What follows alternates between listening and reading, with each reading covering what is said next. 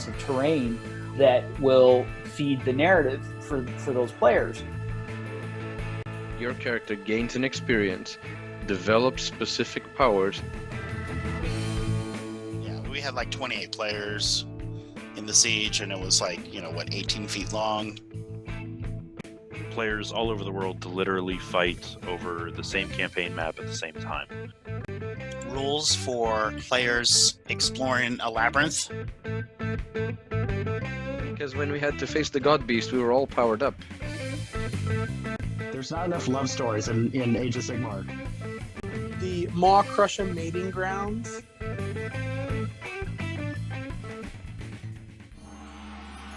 Hey folks, welcome to another episode of the Filthy Casual Neon podcast, the show where we go after all the narrative play in Age of Sigmar from all over the world, and we bring it to show you here so you can copy all of it and do it in your own local gaming store or gaming group.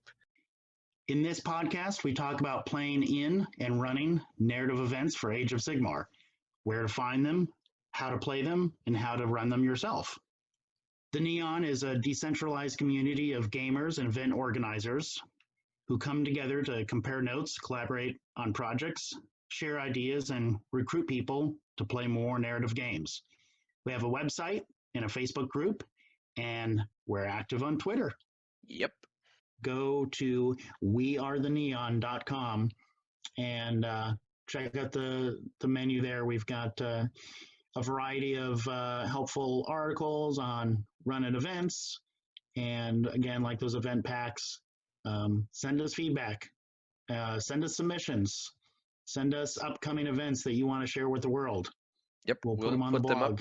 We'll put them on the blog. We'll talk about them in the podcast. That's what it's for.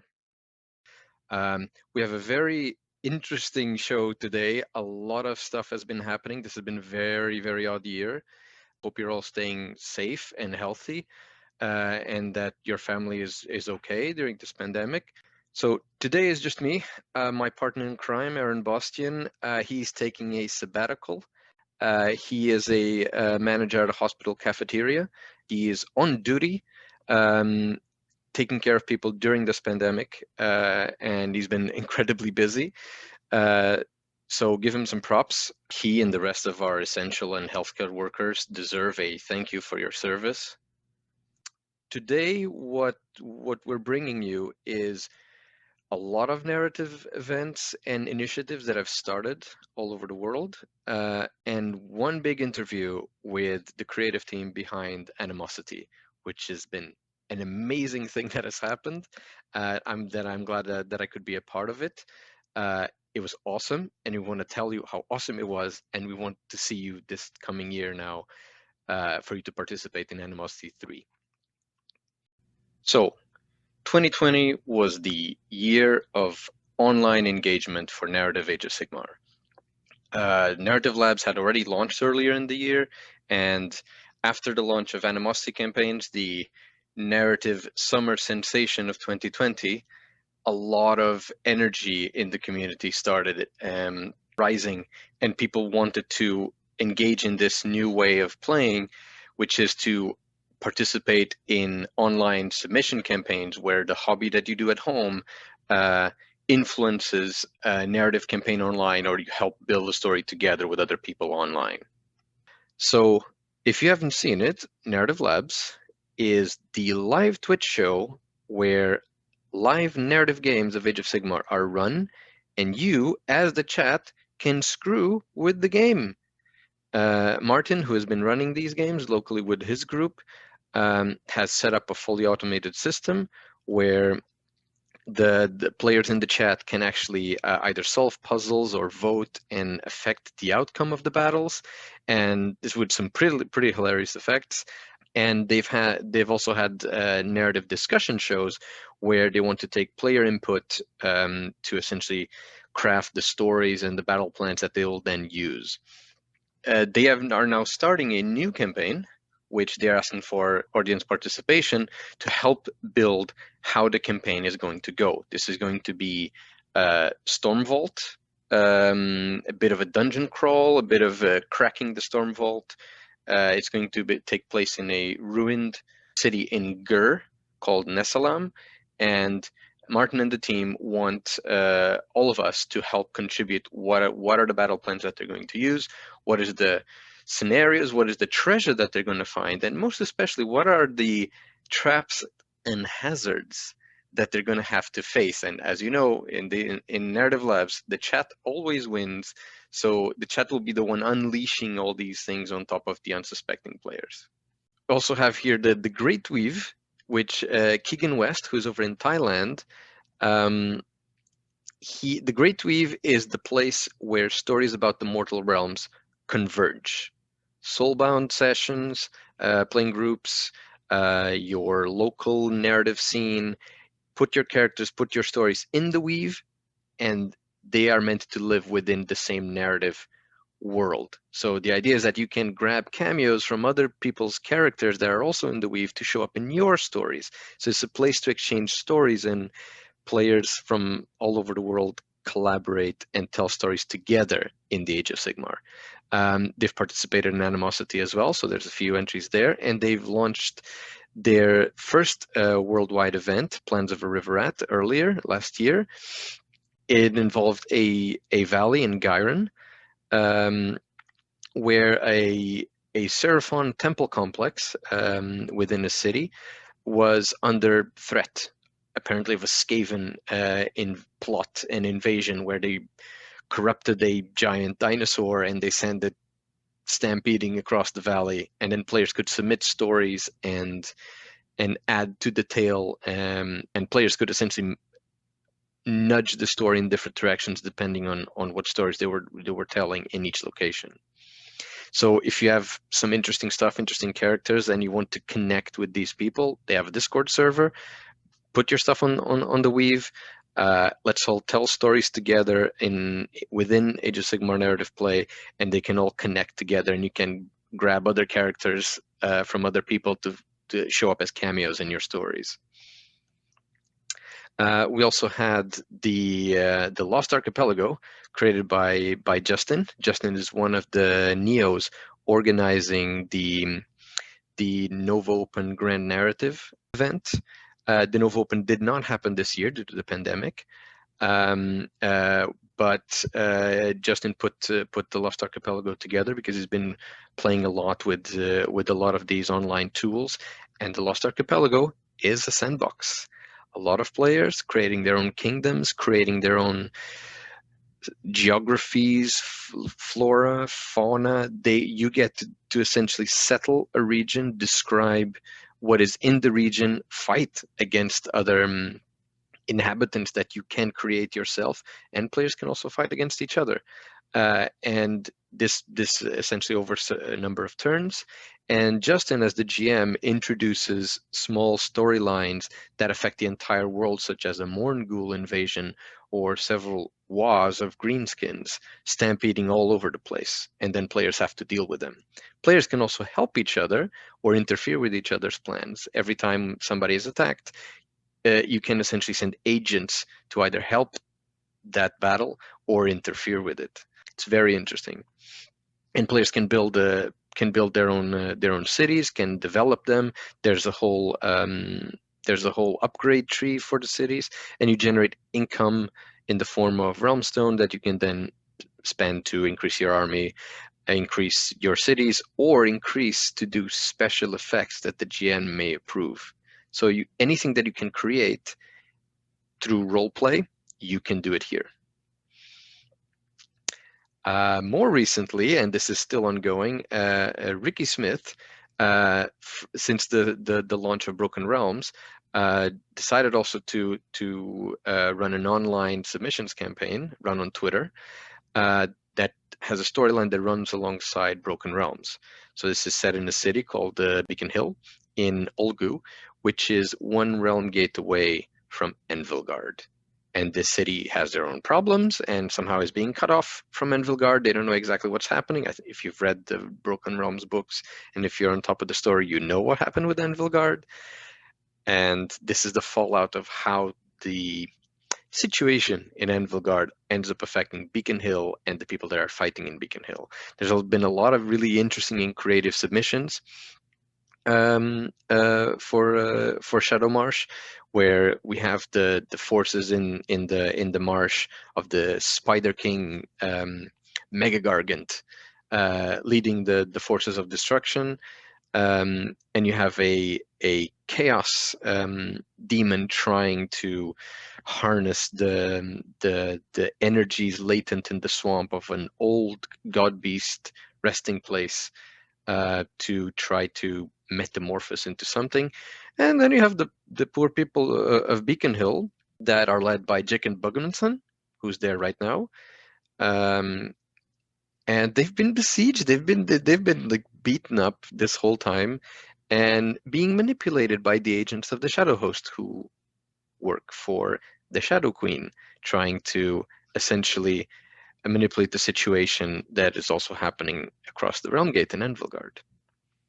So this will continue throughout the rest of the Broken Realms narrative, accompanying it. So can't wait to see what Ricky has in store for us. You can still submit to this; it's still ongoing. People can jump in and come with their own stories and models and hobbies that they've been doing to essentially submit to Shadowmarsh and support each of the different coalitions that are trying to fight to conquer the city in the Shadowmarsh.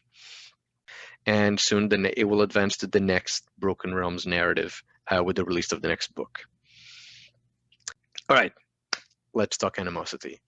Animosity is what sparked all of these online submission narrative campaigns for Age of Sigmar that has happened since last summer. Animosity is a revival of an old model of online campaign that existed for Warhammer Fantasy. We've covered it before, Animosity 1, which was run in 2019. Alex Polimeni has been spearheading this and resurrecting the format of Animosity, and we can say that it resurrected with a bang. It was amazing. We loved it. We met so many awesome, fun people.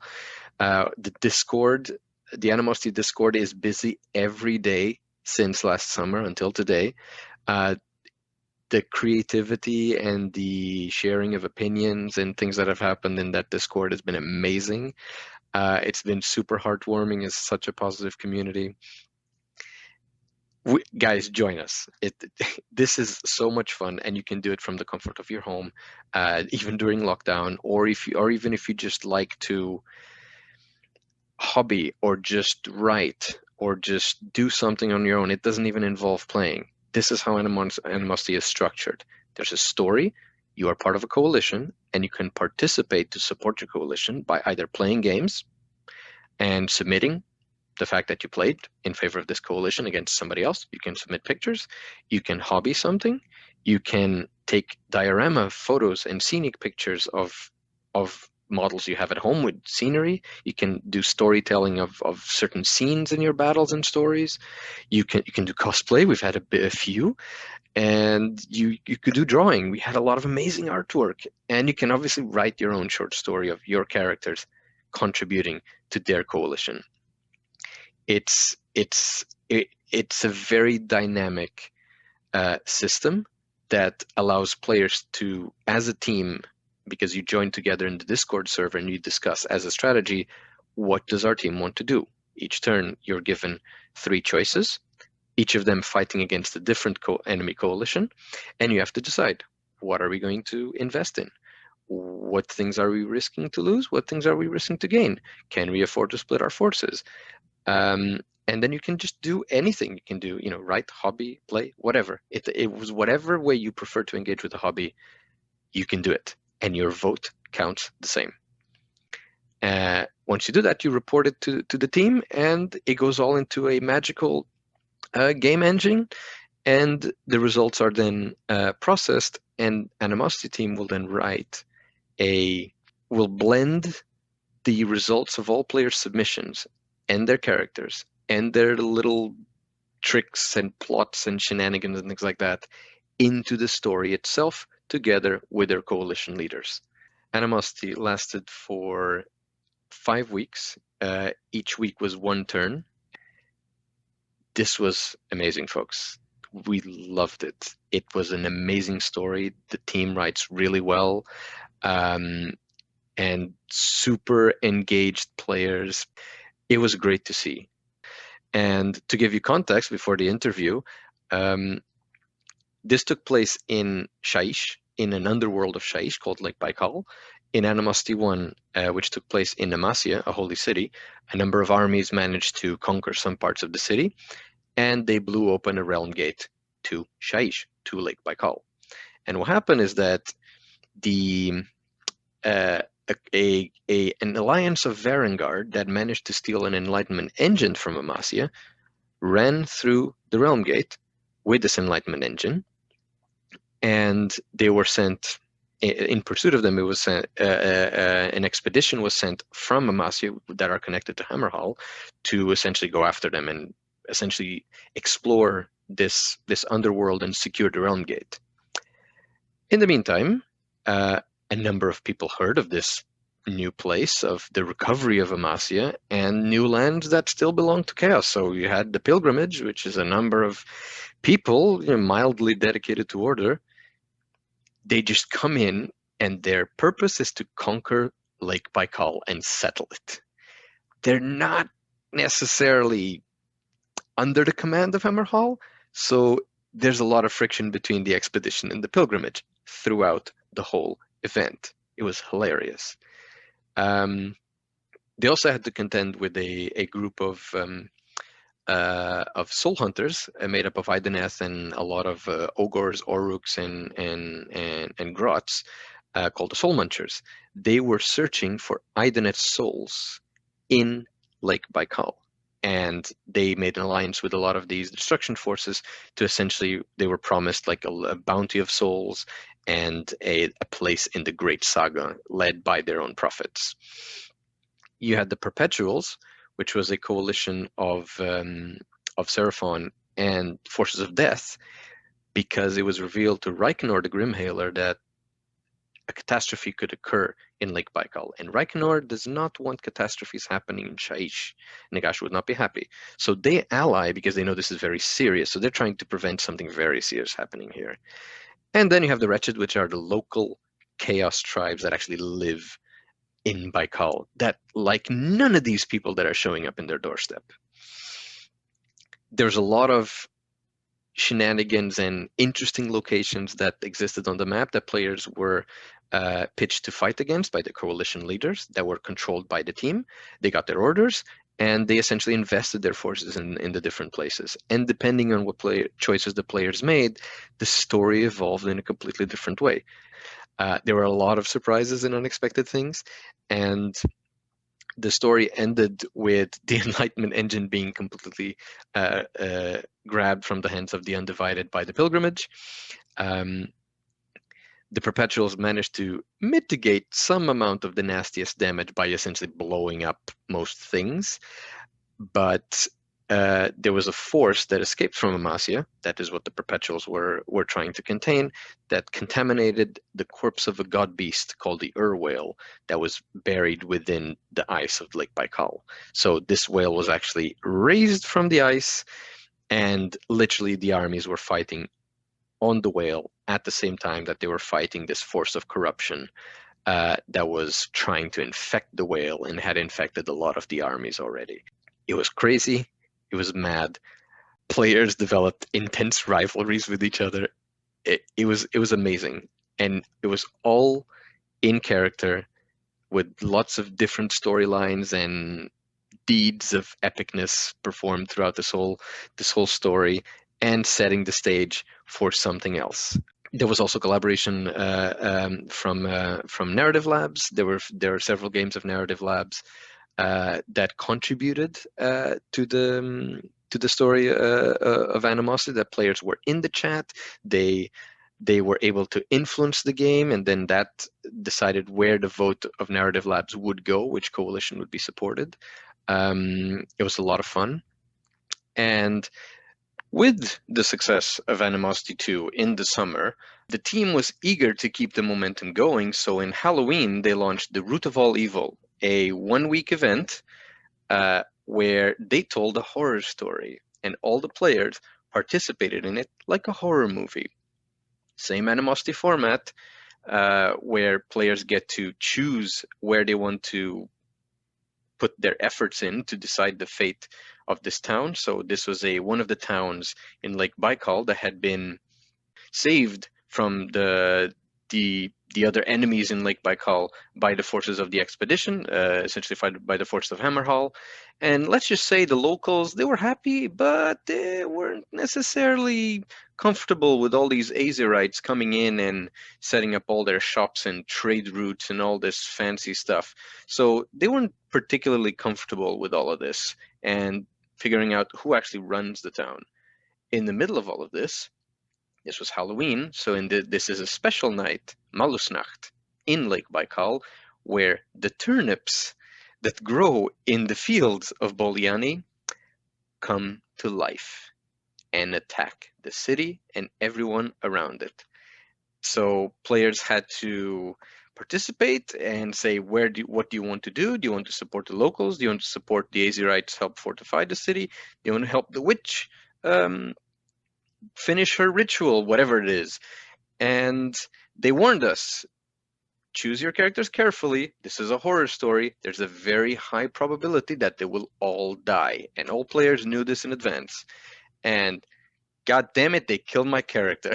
I threw my Soulbound character at this event. We played an awesome Soulbound game with other players. One of the other players ran the Soulbound session for us. And my character just got dragged into the ground. That's it. I don't know what happened to it. Like, it's in the ground.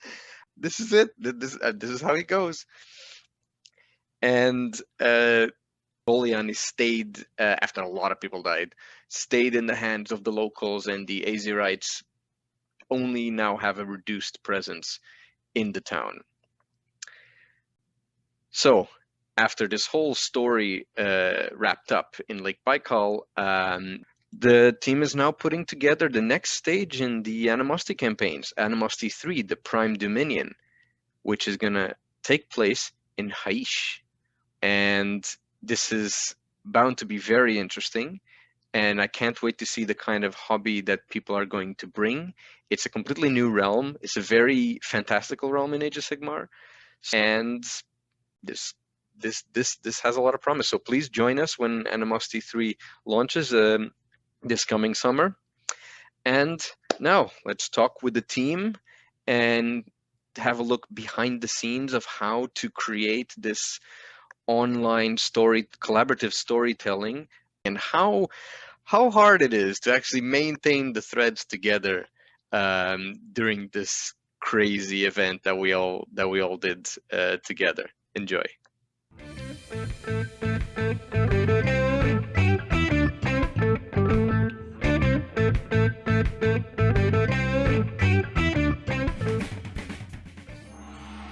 Welcome everyone. It's a pleasure to have you guys here.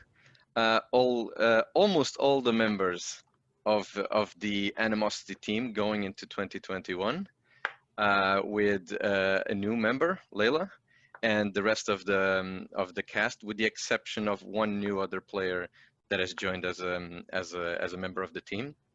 And I would love to pick your brain over, the design process, the management process, and also from the perspective of the player experience of Animosity, and how was this 5-week madness that we've gone through, and how you guys felt about how it fits into the Age of Sigmar, and in terms of gaming, and how it also connected people during the pandemic. So this was a very different type of event. Normally you go to a place and you just play models and stuff. It was a very different type of event, and players said that a lot. But I was also on the team, so it was hard to tell also kind of how different it was, and maybe you guys seen things from players that and their reactions that was different. So what did you find that resonated with people, that people were surprised by, that also surprised you? Turnips. The turnips. Definitely. Yeah, if you weren't involved in it, that seems like a really weird thing to say. But yeah, So turnips seem to become the motive. Animosity 2 is about turnips. It is about turnips, and whoever asks, that's the only thing that we'll explain. Yeah. So, but the turnip was a deliberate plant by us, because we wanted to get in on the hashtag turnip28 aesthetic that was flying on Twitter. Thanks, And Max. that's at Max Taxidermia, and you had we were already joining on the turnip aesthetic, Saul. Yeah, a little bit. I dipped my toe in it. I bought a couple of sprues and knocked some models together, and then did some more during the campaign. Yeah. Actually, more Warhammery ones than the Napoleonic ones that everyone else is doing. So I don't know if it's Warhammer Turnip or something like that. Age of Turnip. I mean, so what jumped out at me about that is that the Turnip 28 thing, like Nuno threw it in as an Easter egg, and it grew organically, and then you were inspired to make a whole I guess Warcry warband really of Warhammer themed Turnip 28 models, which you wouldn't have done otherwise if it wasn't for Animosity 2, and that's something I really love about it. Is just it takes on a life of its own. And it became a plot point of the major food source in the lake that everyone wanted to either eat, poison, sabotage, feed to somebody, or grow their own Nurgle turnips. Yeah, and there was another food source, which was tasteless white fish, and no one cared about that. No. But it was all about turnips all the time. But beyond the turnips, I mean, what were the things that, say, maybe things that you've planted in or you've created, or maybe players that you've interacted, like what was things that surprised you? Who do you want to field this? The first one that jumps in and grabs it. We can go over a bit. I really liked what Alex did with my throwaway reference to a dead god of death that Nagash had consumed in eons past, but Alex brought her back. God Beast Nura? Mm-hmm. And so that's one of those things where even though I've always tended to be a bit of a hobby lone wolf, I feel like collaboration really does bring out kind of the best in storytelling, because what happened was the location names I stitched together by just looking at real locations in Russia and just taking the front half of names, like on Google Maps, just taking the front half of names and connecting them to the back half of other names. And then I kicked that list over to Kurgan, and he came up with like little one or two paragraph descriptions for everything. And for the Temple of Niranka, he put in a line about it being a temple to a dead god of I think you had Nirank at first, but then I changed it to Nira. Mm-hmm. And I know Nuno always says that people don't need to know how the magic how the sausage is made. Yeah, don't ruin the magic. But a lot of this campaign was kind of winging it, and that's partly because it grew so far beyond what Animosity 1 was. But the process there was really, or Peter and I both thought it was this cool bit of lore in that, we are in Shaiish, we are in an underworld, and what ended up happening was that there was a version of this where the Undivided succeeded in binding Nira's spirit, which was trapped in the bell over in the Cathedral of the Mariner, on like turn 2, and then nothing regarding Nira after that could have happened if the Undivided had won that path, but they didn't, and it changed the complete trajectory of the campaign for everyone. And it's that really open-ended, organic storytelling that I think makes Animosity so great. And you made the writer's job just ever more so challenging. So I'd like to ask, following what you said, I'd like to ask Peter, because I know you had a lot of influence of a lot of the sort of meta Easter eggs, like the Cult of the Mariner, the shipwrecks, the poems about the shipwrecks, and the whole notion of the sailors tied to Baikal. Explain a bit more where that came from, and how did players react to it, and the players that kind of saw through it. Let's see. So the whole, I'm not sure. Maybe you can help jog my memory, Alex. I'm not 100% sure where we got the specific idea about ghosts of sailors wandering around on the surface of Baikal. Yeah, I know I don't that know where that came from originally. That was like 3 years ago. I know that a lot of so like the Mariner's Cathedral, the Call to the Mariner, the bell that the god beast was trapped in. Basically, Alex and I originally bonded like 10 years ago over 2 songs, which is the Mary Ellen Carter by Stan Rogers and The Wreck of the Edmund Fitzgerald by Gordon Lightfoot. And so going into this campaign, I decided that both of these would have their place in Animosity too. Yeah, and just for a little bit of context there, that was again something that happened kind of organically. Was I was sketching in the map, and I'm like, well, it's a frozen lake, so here's some, or at least with the wreck of the Edmund Fitzgerald. For context, the Edmund Fitzgerald was a Great Lakes freighter back in the 70s that went down in a bad storm, and it was the last lake freighter ever to be lost on the lakes, but it went down in a winter storm. So I'm just like, well, that fits, and I threw it on the map. And I again, because of the connection between Peter and I and the Mary Ellen Carter, we put the wreck of the Marie Elaine on there. But again, those were things that were just kind of just quirky, spur of the moment things that between our interaction with the players grew to be so much more. And if you guys mind, I jump actually to the map. The map that Katie put together, fully digital, I thought it was amazing.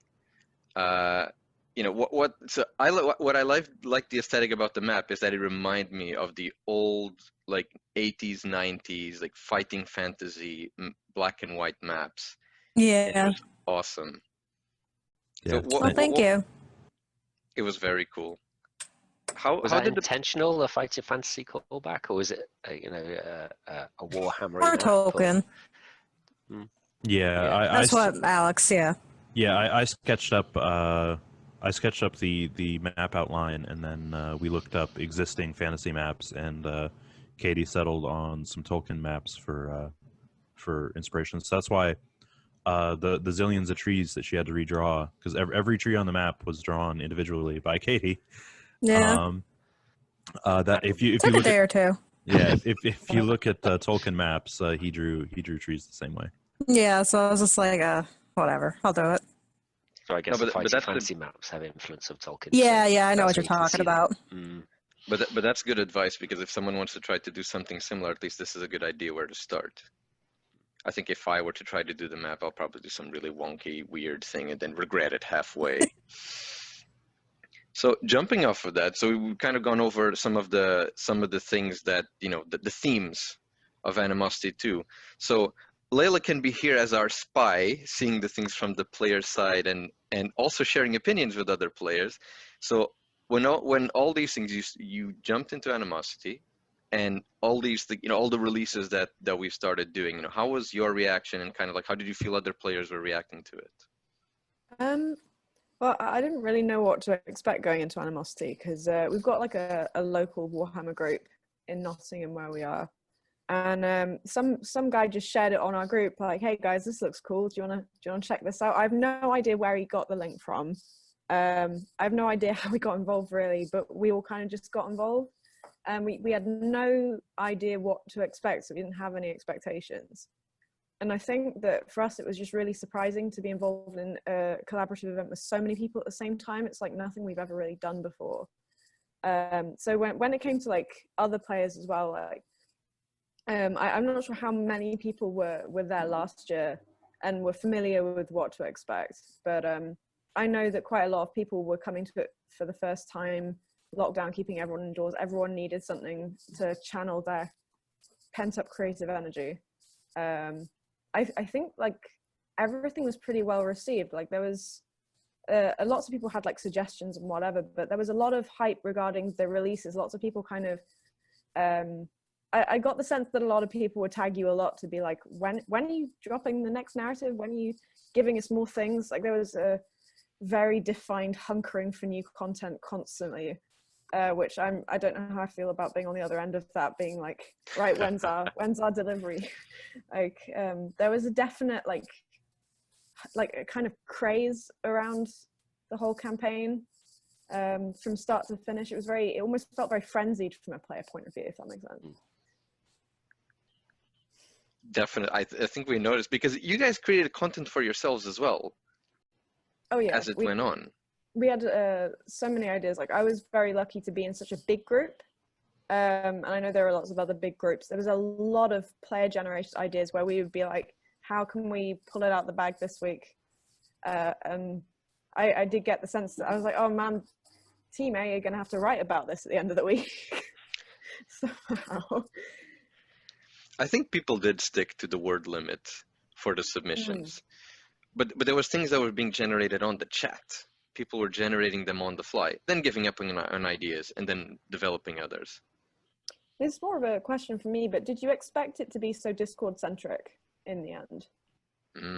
Because originally, you had the website going, people could submit whatever they wanted, from wherever they were. But it did seem like almost 100% of the submissions came from people on the Discord in the end. Discord was like a black hole. It just pulled everybody in, I think. Yeah. So initially, no, because we didn't entirely know what to expect, and this was a much different format from what we used last year. Last year was very much based on the model, or the precedent set by Coalescence in 2017 and 2018. But there is a history with Animosity. We used to be a forum-based campaign back in the Warhammer Fantasy days, and Discord very much sort of replaced the old the old forum template, and complete with like the structure of the private sections for the teams to talk just with their own players, and then the diplomacy thing, which was a huge part of the old forum campaigns, happened completely organically, where all the different teams were like, hey, we're gonna talk through our problems. And my one of the highlights of the campaign for me was on the last turn, when we were like, all right, we cannot get the expedition and the perpetual to fight. Like, every time we try to get them to fight, they talk it through. So we're going to give them an objective that they have to talk through, and that immediately put them at each other's throats.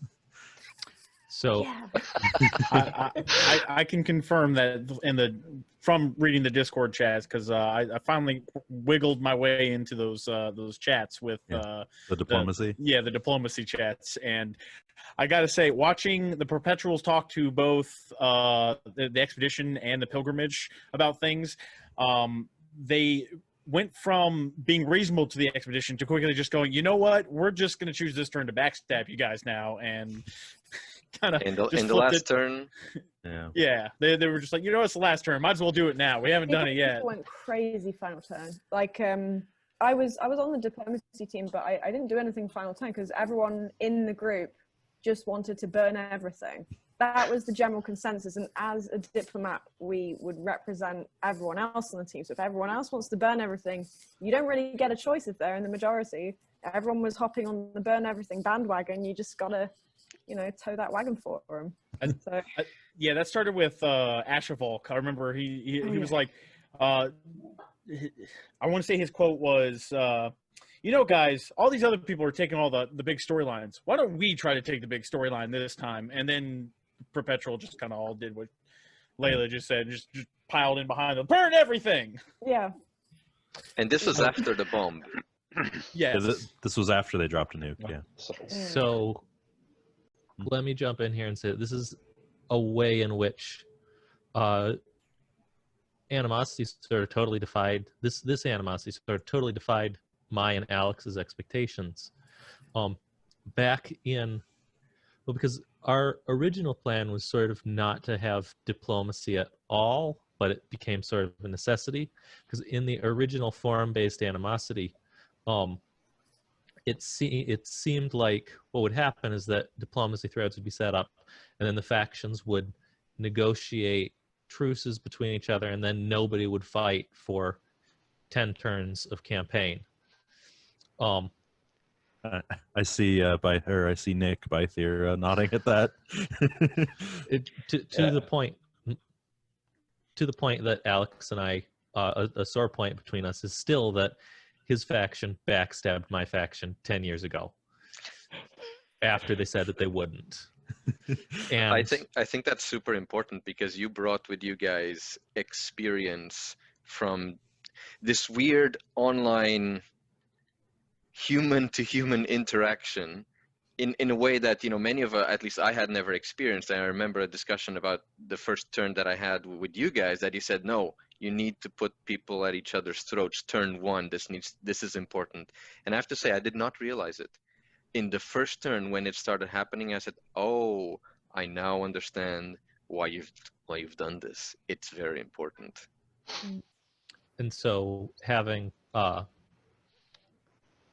so many times when, say, the pilgrimage says to the expedition, yes, we can make peace, and then blows up their entire leadership, or the perpetual actively backstabs the expedition on the last round, etc., and so forth, was really great to watch. I think they were doing their job. You know, they have objectives to fulfill. It made sense. Yeah, and I guess from my perspective, I was worried about diplomacy and backstabbing creating hard feelings, because again, like as Peter knows, I still have not forgiven his coalition leader, and I'm sure there's I don't even remember what your coalition's name stood for, but there's still AIF, Arabi Intervention Force. There's still players out there who you know, think I'm a right prick. So, but at the same time, it does create some of the most memorable moments in our event. So maybe that's silver lining. Let me take the opportunity to actually ask this, kind of also to you guys in general, but especially to Cosgrove, as you know, you were the dedicated Discord manager, more intensely doing it, and you know, collecting player threads, but also seeing, you know, the sort of the discussion threads that people were creating, where they thought one coalition was going to do this, but they actually were going to do something different. And the notion that people have to understand that sometimes they're not always speaking the truth, and managing the, you know, the fallout of that.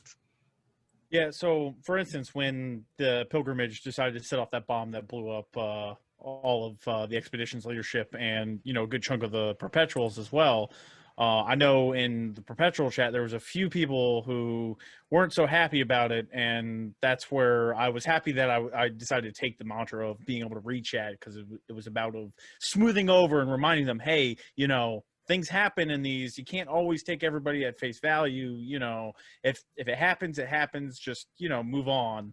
And that was a big part of what I think my role was just making sure that players didn't feel like they were being just taken advantage of, and was more of a hey, you know, the game, we're all having fun. You know, that's the whole point of this. Look at the story we're telling. This is insane. And from turn one on, when I saw the report numbers and what everything was going on, I was like, wow, this is a lot bigger than I thought it was going to be.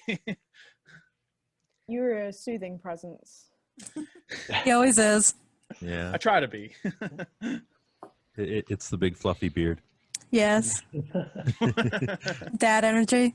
Yeah, true. Team Dad. It's the three kids, you know. Yeah. Yeah, exactly.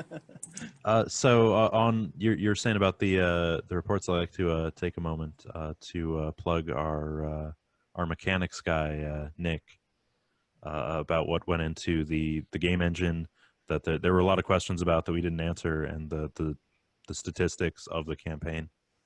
Yeah, so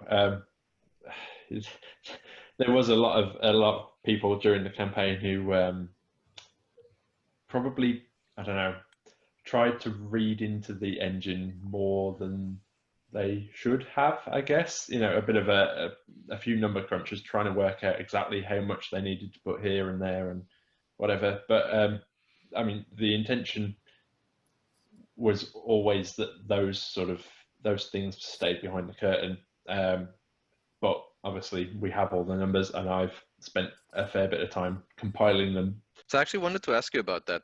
So we had like roughly 90 players, in across all turns that were sort of always participating, if I'm not mistaken, 15 different countries, and roughly what, like 190 reports at least per turn, every turn? Yeah, pretty much. So I think overall, well, for a bit of context, just take you back to Animosity 1 last year. Obviously, a much shorter event, compiled, packed into 3 days. But last year we got 91 reports in total. This time round, we ended up with 1,008 reports. Oh wow!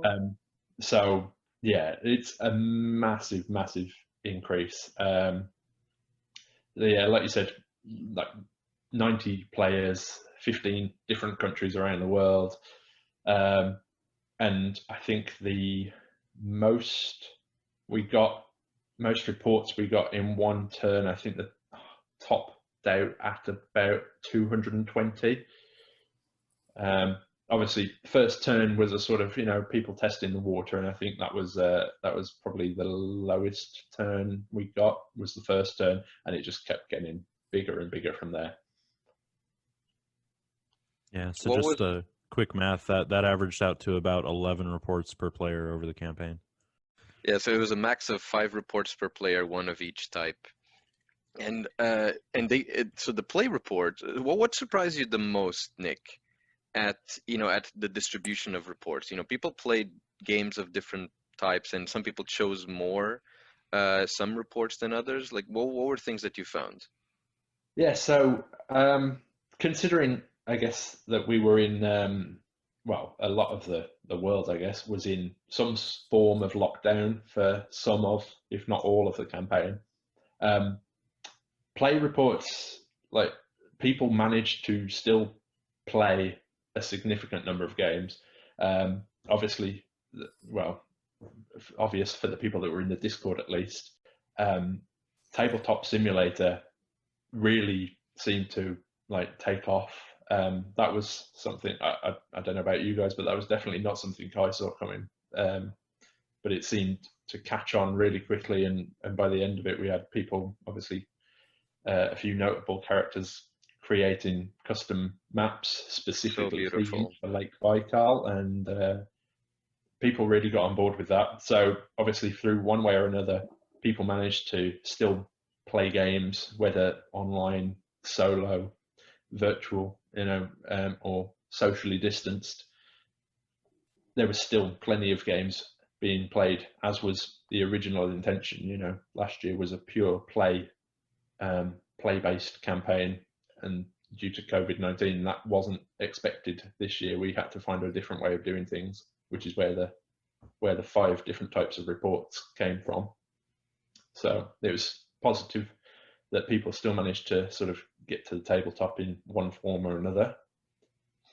But otherwise, the 2 sort of biggest report categories were the hobby reports and writing reports. So I think in that respect, we got people to really engage with sort of a probably different aspect of the hobby, and I think it was nearly topping out at nearly 300 written reports, and if you think that's probably close to around 500 words per report, that's a lot of words.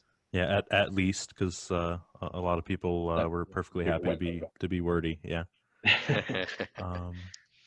So if I could actually throw a question at Mira here, like, as a player, kind of what was your perception with so many people engaging with the game in a way that wasn't rolling dice? I've said this before quite a few times, but I think for me the biggest thing was team spirit. There was a lot of team spirit. There was a lot of people getting in the chat and encouraging each other, people giving spontaneous pep talks. And obviously, you get that in games, especially if you're doing like a 2v2, which we did a few of those. There's something about being in a big team doing multiple different contributions that feels very cohesive. I don't know. It felt like it was bigger than a single game. But you definitely got a sense of the size and the scope of the campaign. I think having these big teams really helped with establishing just how big the stakes were. Yeah. That makes sense. No, I saw a lot of things like people compiling writing prompts for the week. So if people were stuck with how they could form their report, their written report that week, they were like people just generating ideas that then you could take off and spin to your own way, kind of thing. I should insert a shout out here that the missing person that wasn't able to make it was responsible for coordinating the Soul Munch's collaborative writing, and everyone wrote together for the same story so for the viewers to coordinate a airdrop of a number of stone horns carried by Caradron airships. So each player wrote a piece, and then they took them all to the final battle. It was glorious to see. Like stone drop. Yeah. There's a lot of collaborative narrative going on, like some of them on a huge scale, but people would kind of message every so often and be like, hey, can we collaborate to do this thing together that we might not be able to do on our own through writing power. And I thought that was pretty cool as a concept. Yeah, and I think I think a lot of this was monkey see, monkey do, where like some people saw other people do something and they're like, oh, we can do that. So then they try to one up that. And so like the Perpetual's Soul nuke, that was a collaborative project, but it was I had trouble representing it in the turn update because it was spread across a bunch of individual reports. And what the Soul Munchers did was they had everyone put their report in a single document, and then the Pilgrimage did this on the last turn as well. And then everyone linked to that in their report, so you could just scroll through it and find the part that each player wrote. So on the last turn, the Soul Munchers hit Peter and I with a 25-page collaborative report. With who knows, probably 10 players each writing a section of it. That was Plan B as well. That's some amazing teamwork. What was Plan A? Right off into the sunset in the whale. True. That's right. I remember actually reading about you guys doing that. I was just like, that's a heck of a difference between Plan A and Plan B. Yeah. Well, Plan B was destroy the corpse of the whale because we couldn't get it anymore. So. For me, one of the highlights in that story was essentially when somebody decided that on top of dropping stone horns onto the carcass of the god beast, it's whale blubber, and whale blubber has this thing that it's flammable. And the way they said, nobody knows how the fire first started. It may have been a grot set something on fire, or the admiral dropped his cigar, or a Caradron bomb or something. All it matters is that the entire corpse started blowing up. And just the way it was done, and then multiple people then referenced the fire. Melting blobs of burning blubber falling into the ground. Yeah, so the Hindenburg, except it's a corpse. Of a god beast that occupies, a third of the lake? Yeah, so quite the mental image there. And I guess for me, it's with narrative play in general, I feel like you can take your little 1,000 or 2,000 point tabletop army and then put it in a narrative that's so much bigger than what you'd have just running 2,000 point armies into each other on the table. I wanted to actually follow from that. So how did people feel? Because people writing their own army personal narrative has it has a long tradition. But how that then translates into the tabletop and how it's accepted as people play games, your mileage varies. How did you see this? What did you see people commenting? And in the case of Layla, how did you feel like I can finally essentially harness this thing that I can create in the background, and it's now real in a cohesive story? Weave it into the tapestry, basically, don't you? You find that your huge narrative epic backstory is just one tiny little thread in a huge tapestry, and it all kind of influences you and you influence it, and it kind of grows in the telling, if you like. It felt a bit like I do some GMing for D&D, and it felt kind of like if you took D&D and then sat down a small city at the table, you know. I mean, I know there's about 90 people, which is obviously not the population of like a small city, but with the sheer amount of points that each person represents in Age of Sigmar, you've got hundreds of thousands of people at Lake Baikal. Like, it's amazing to think of just how big the scope is. And like, for me, like getting even just like a fleeting mention in the narrative, you're like, oh my God, that's like the bits of our coalition moving around over there. Like, that's what we're doing. And like all together we're making a huge difference, and we have a real shot at kind of winning this thing. Like, it was a really good feeling, you know. Something that that Alex particularly wanted to do was to give those shout outs as often as possible. Yeah, that was very we'd all much talked about important it to me. from, sorry Alex, go on. No, go ahead. We'd all talked about it from a player point of view, because the few of us who had been in the forum-based ones in the past had all really enjoyed seeing our own and our friends' stories appearing in the official narrative. So it was something that was obviously really important to us. Basically, it was to pass that on to the next batch of players, if you like. Yeah, and it was very important to me, and Peter and I have talked about this at length, to try to feature it even more than it used to be in the old fantasy campaigns. And I remember, Nick, you were very staunch about this as well, staunchly held opinion. Because kind of back in the old days, a lot of times it felt like sort of the player narrative and the overall, what we call now the unfolding narrative, kind of ran parallel to each other, and I really wanted to blend those more than they used to be. You know, and by Layla's comment, you know, it definitely pays off, but it is also like I after this campaign, I kind of understand why the old team did it the way they did, because I'm like, oh, that's way more work. Also, I guess there's the worry of people being like, oh, you've misrepresented my team. Yeah. What are you doing with my army? Those are my babies. Yeah. So that's a big fear, I suppose, is people kind of coming around and being like, how could you, when you're just trying to make them happy? Yeah, that's totally out of character. They wouldn't have done that. Yeah. My character wouldn't do that. Yeah. The old Animosity, though, had almost the opposite problem in that it was more, I don't know, like Alex said, it felt almost like they were running in parallel. So rather than taking people's characters and making them potentially do things that are out of character, you were almost ignored, and your faction still ended up doing things that weren't in character or weren't how the players intended things to happen. So it is a bit of a balancing act. Obviously, we want to represent players, but we also want to represent what the faction is also actually doing in the campaign.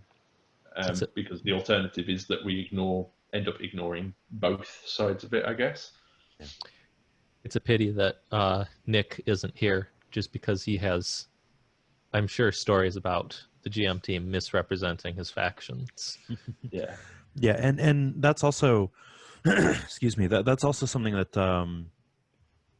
I think is really important about the Animosity experience, is that things don't necessarily go the way you intend. And Nick, aka Beeveld, who isn't here, he at some point he mentioned he made something that I really liked, where he said, you know, you can't, in Animosity, you can't win just because you say so. And so things definitely can go differently than you intended, but I feel like that's part of what makes it such a great experience, is that you kind of have to roll with those punches. You don't get to dictate how everything goes. And it's you a can very write, different you can write how the experience. you can write how the story goes if you get the dice rolls effectively. Yeah. And if you don't get the dice rolls, then I suppose in this somebody case, else's story. reporting power. Yeah, reporting power, and then that's really where it becomes a balancing act between Bythier's. I never know if I should use people's gaming name or real name. Well, they're real names. Yeah. Kind of the balancing act between the game engine, which is very important to have that sort of numerical crunch to make everything work, and then the writing side of it to make a single coherent narrative out of 90 players worth of reports. I don't know. I mean, at least from when I started getting involved and you guys said, what we'd like to do is we'd like to give more player choice. I mean, we would like to make like the Dread Solstice campaign, but better. Yeah, that's Kurgan's words. And I remember when you showed me, excuse me, when you first showed me the noodle of connections of like, oh, you know, each coalition has a narrative path and it splits in 3, and this pits them against 3 other coalitions. And I just see like this spaghetti image of things like, oof, this is going to be very complicated to manage. But then I looked more into it and I said, wait a minute, this is actually a very simple set of rules that has a huge dynamic potential. It's actually not that complicated. It's just, you just need to make sure that the numbers always align and you're sending the reports to the right narrative path. But once it works, you know, we could see like it was essentially magic happening. People were, because they had different choices, so many combinations became possible, and each person interpreted how they contributed to the path differently. It's, you know, it's a very powerful game engine, in my opinion. Very powerful. Yeah, it was something that I felt really quite strongly about in the early days when we were talking about how the structure should work, and I fought pretty hard for it, I think. Yeah, you and Bythier both. Convincing. Yeah.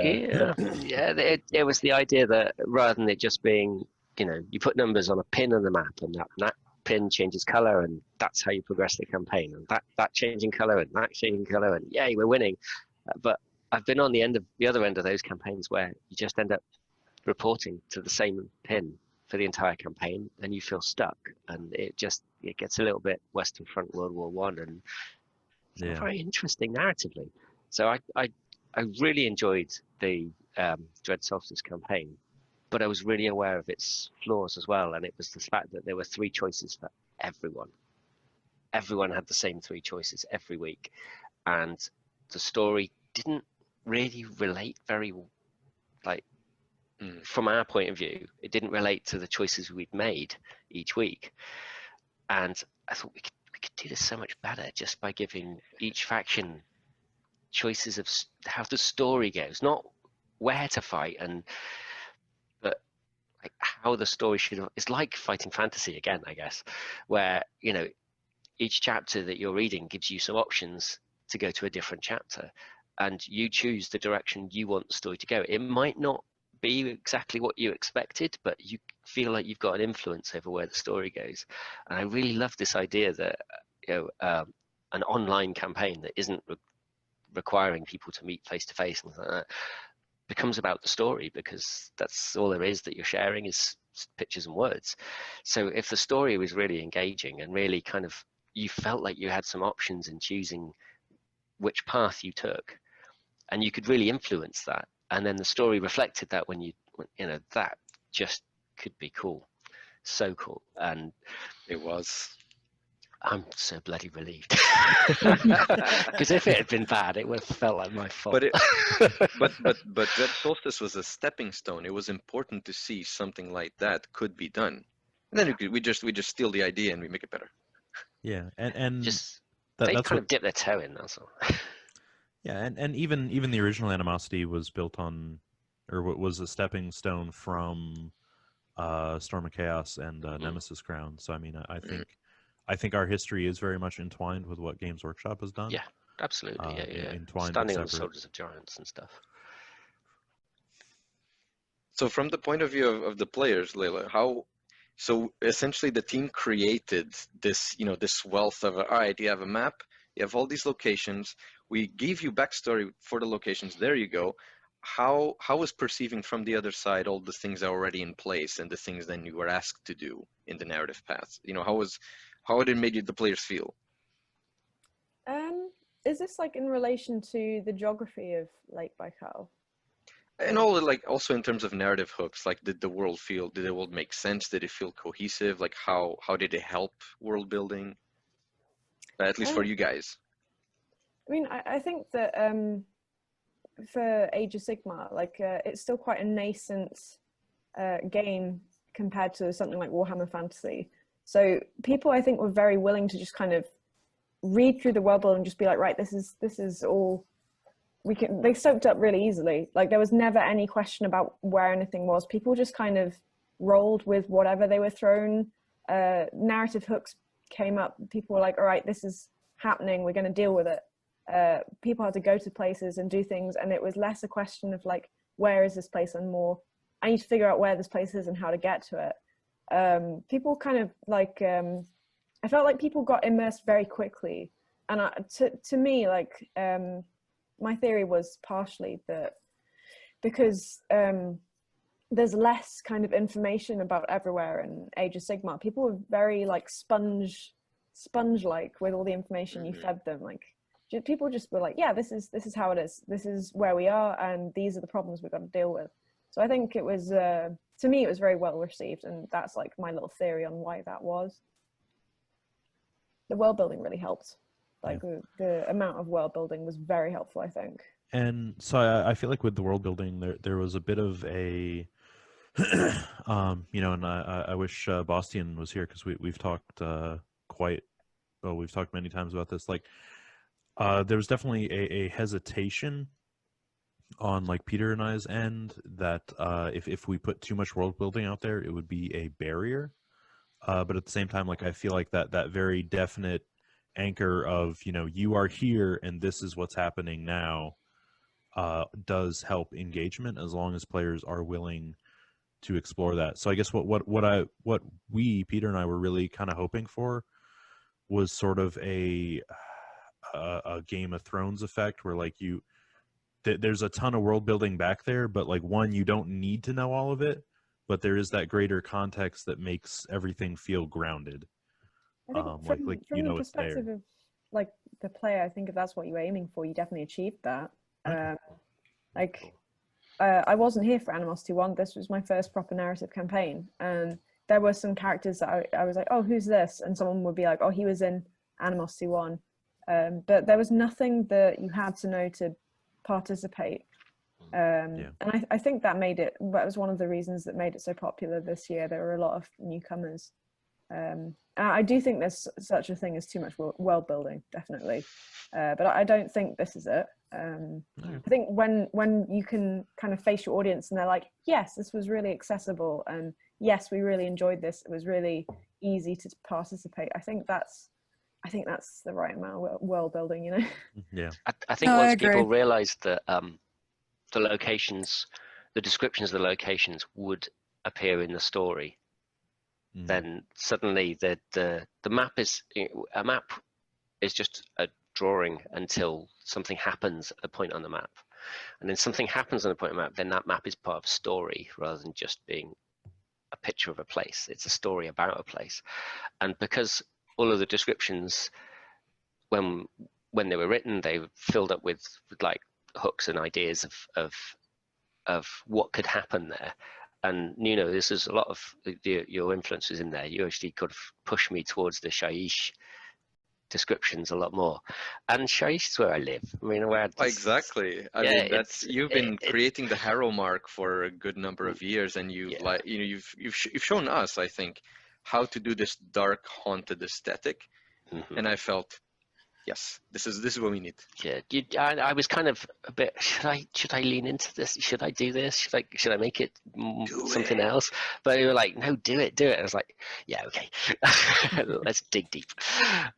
So, and then when players, obviously, they would read those and maybe not remember them straight away, but then they'd come up in the unfolding narratives and they would go back to the map and they would go back to the locations and go, hang on a minute, if that happened from there, then maybe that can mean something, and let's go there, you know. And it made that back and forth between the map. I mean, I couldn't read the turn updates without the map on the screen next to it, so I can make sure I knew where everything was going on and remember what happened where and things like that. And that kind of feedback loop between the setting and the map and the descriptions and the turn updates and then the player activity, and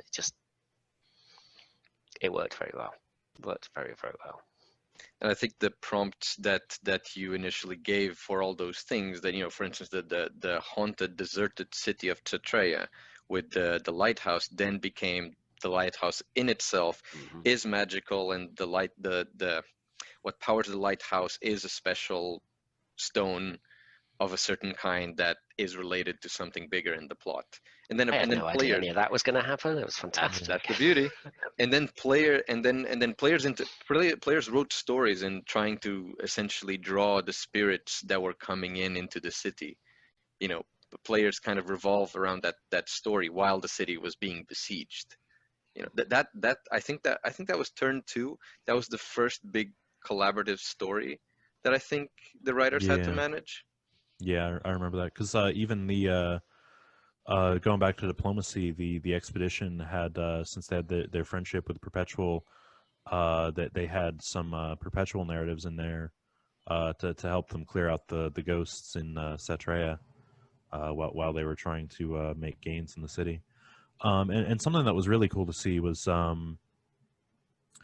how the organic, like Kurgan said, you know, he wasn't expecting things to happen. Again, how just the really organic storytelling jumped the gap into the real world and real hobby and stuff like that. And Hilmar Thunderstruck, he has a Stormcast Night Vexillor with a big icon of Gork on the end. You know, and that was just because the Soul Munchers were trying to get every other coalition to carry around a totem of Gork. And that's part of the diplomacy, right? That's part of the diplomatic agreement. Yeah, that's how it was enacted, but that wasn't the purpose of it. We just wanted to get everyone else to carry around an icon of Gork. Yeah, I remember the that. satisfaction of trying to get everyone to do it. Just right. You all have to pay fealty to our gods. Yeah. So I just thought it was funny as hell. So Mira, you were on diplomacy for Perpetual. How much agonizing did you guys do over that idol? So that was the first turn I was on the team. Like, I joined at the beginning of week 2, and there was a lot of theories over what it could be. It really messed us up. Like, I don't know how people feel about me sharing this, but we deliberated for a long time over what it meant, what the hidden meaning was. Like, it's got to be some kind of secret quest. Maybe like the icon's gonna mean that they have the edge over us, or like maybe it's some sort of like Trojan horse sort of scenario where somehow it's gonna summon a load of them into the middle of us next turn or something. There were lots of theories. I was very sold on the Trojan horse theory. The expedition had exactly the same conversation. And what's that, Cosgrove? Sorry, that's why I'm just laughing so hard, is because on turn 1, when it was first put forth, the Perpetuals just initially shot it down, and they were just like, meh. But the expedition went through this whole tirade. I'm going to say 200 plus messages of them just like, what could they possibly? I don't know, and it just kept going back and forth on it until finally they were just like, you know what, this doesn't seem. I don't know what it's going to be, but we'll find out when we accept it. And then the following turn, when nothing came of it, everyone was like, I don't know, maybe this is a big plant for the end turn. And then come the final turn, where once again the Perpetuals. It was pretty much almost word for word what Perpetuals and Expedition, and I was laughing really hard to myself when I was reading through the chat, because I was like, I've read this before. Maybe that's why we were such good friends. Yeah, until you were. So Saul, you were in Soul Munchers. So what was the big secret of the idols? It was just funny. It was literally just, let's see if we can get everyone else to carry around an idol of Gork because it's funny. That's what I thought. I thought it was just for giggles. How could anyone think anything other than orcs doing stuff for the crack? That's absolutely brilliant. I guess they don't trust the Ideneth. Like, when you mix orcs with Ideneth, it's probably an elf plot. Yeah, fair. Yeah, maybe. This is the methodology of orc players in every campaign ever. They do things just for giggles, and everybody always overanalyzes it. And also, it's hilarious. Orc and Orc players generally, if they say they're going to do something, they'll completely honor it. Like, they're just so straight up, and there's no kind of subterfuge and sneakiness about that stuff. I mean, Goblin players maybe, I don't know, but you know, all players is like, if they say they're going to do something, they just do it. And it doesn't cross their minds that they would double cross you. It's like, if they're going to punch you in the face, they'll tell you. We genuinely thought you were working with Bash on. I think by turn 3 we were convinced you were in league in some way. I don't think we even talked about Bash that much, if I'm honest. That's why. Yeah. He just didn't seem like a lot of fun. Let's go somewhere else. Yeah, and you were saying about Gratz. I'm pretty sure the name Nippy Runtstrider is a curse in some circles now. So yeah, maybe. But so that so I want to touch on that real quick, and then kick it over to Cosgrove. That something that was really great for, I know certainly for Peter and I to see, was one, how many players just their sort of coalition identity matched up with what we saw back in the old days, even though it was 90+% new players. You know, and it really gave us a sense of like, you know, yeah, we've arrived, like we're back. We have now recreated and brought this experience back to life that hasn't really been had since 2011. And yeah, again, the greenskin players just being straight up and honest, and brutal and cunning. The expedition being good to a fault. The death players just being very, very quiet and reserved, and then the you know, chaos is chaos, and then the pilgrimage, which is again probably a swear in many circles now, just being like, well, we're good guys, but we're not, and just completely embracing that. There was one archetype missing, I think, and that was the dwarf players cutting off their own noses to spite their faces. Fair. I definitely read a lot between the expedition about how they didn't understand why the pilgrimage wouldn't just, you know, we're both Stormcast, we're both good guys, like, guys, let's hold hands, let's go do this. And the pilgrimage just constantly, especially because of Mr. 2 Meter, yeah, just constantly steering towards subterfuge and just not, which always amuses me, that the pilgrimage's main diplomatic figure was a troll who ate books. Well, it's technically an ogre, but yeah. Yeah, sorry. Still. So, but it was just amusing to me to see how it all played out when it came down to how the players interacted with both each other and others, especially when it came down to, like you were saying, the coalition identity, where once they were in a coalition, for some reason, pretty much every player immediately lashed on and said, and were all behind their coalition. Sure, there were a few players here and there that we had either. You mean like the ones that killed their figurehead? Yeah. There was also a few people who just think, oh, I think I made the wrong choice, I'm in the wrong coalition. Yeah. I think so.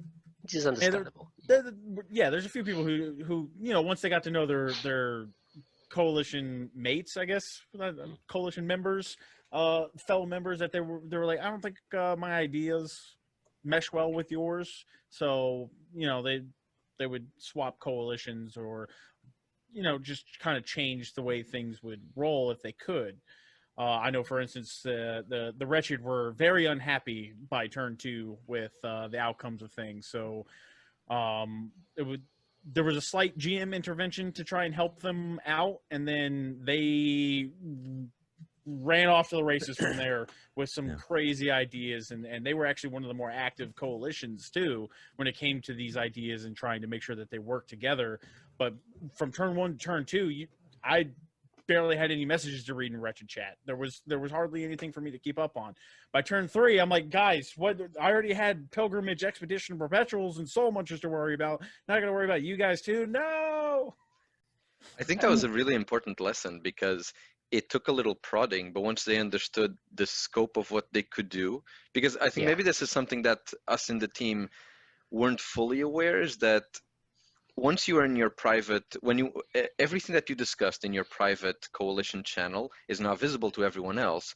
So the kind of brainstorming and possibility exploring that happens inside that channel, people in other channels have no clue. So once you kind of you flip that switch and people start, wait, we can do everything. It's like, if you put enough reports to it, they just went, yeah, you're right, they went off to the races. Yeah, and so something that's I don't know, I tend to be a very empathetic person. I don't like upsetting people.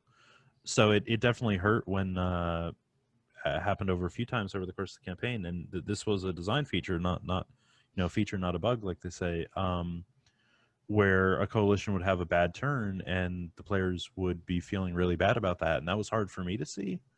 But then at the same time, it seemed to spur some of the best creativity at the same time, where someone got knocked down and then they got angry and got back up again.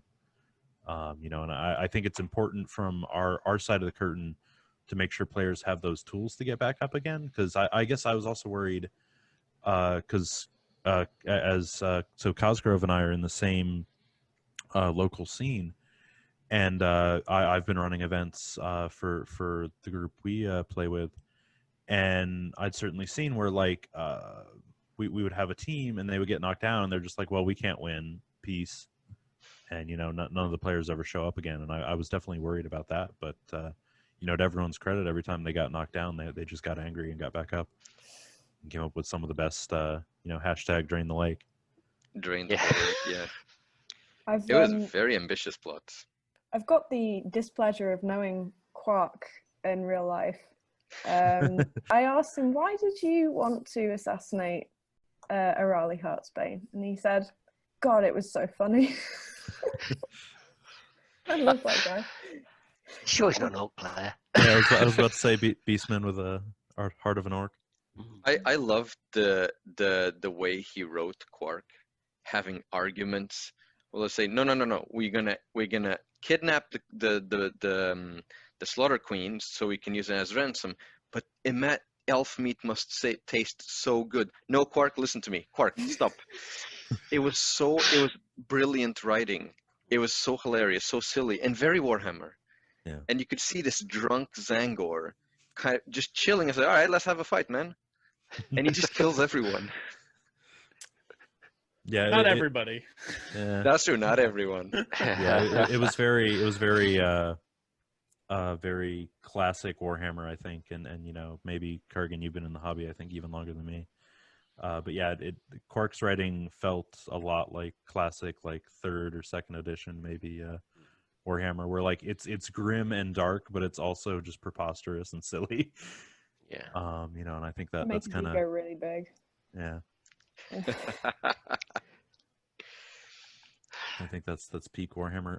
So I want to kick the ball over to Peter here for a sec, because players fighting each other and killing figureheads like that again wasn't something we designed in from the start, but as things progressed that way, we certainly accommodated it. And what ended up happening was kind of our entertainment behind the curtain is that we would have what Peter called face down, where in the Facebook team chat, he would do all the dice rolls for like every duel that happened. There were actual war scrolls that we were running into each other. But he did all the dice rolls, and he'd do it like a boxing match or something, and call out like each. The commentary was just yeah, it was so good. It's a shame we couldn't share that stuff. Like yeah. But it every single one was like edge of your seat, just following the commentary on it. I just couldn't leave my phone at the time. Yeah. Really enjoyable. So yeah. I think maybe as we're kind of nearing the end of our time, maybe to wrap up, something I would like to ask, so seeing what this has become and what this has, the impact that it has, and, the amount of energy that is given to people, and kind of the way it explored, it's not a new avenue. Everyone who had played Animosity before knew this is a reality that you can engage the game with. But for many of us, we had no clue. Like the rest of the world was unaware. So maybe I'd like to ask everyone, but first to Cosgrove, because I know you come more from a match play background in terms of Age of Sigmar, and how was not just narrative but also animosity of like the sort of the opening of possibilities that this thing has meant. So it's kind of funny because originally the whole reason I was brought on was to assist in making sure that there was a balance going on, because we had a few players, including myself from A1, who found the little loopholes and could make these busted characters that weren't fun to go against at all. And so I was brought in to have a look at that. But the whole reason I offered to Alex was because as ridiculous as it sounds, I literally only was there just to do the battles, and that was it, because I'm a competitive guy. I just wanted to see my faction win and everything. And I think it was turn 3. For some reason, he mentioned Felthic, who was my character, and then suddenly, yeah, and I was like, okay. So as a competitive player, the competitive side, the draw is that there is a competition. But also from the competitive side, the teamwork aspect makes you want to make sure you help your team win. And even if that means coming up with new crazy things. So a lot of competitive players have a dark hidden narrative side that they don't want to talk about.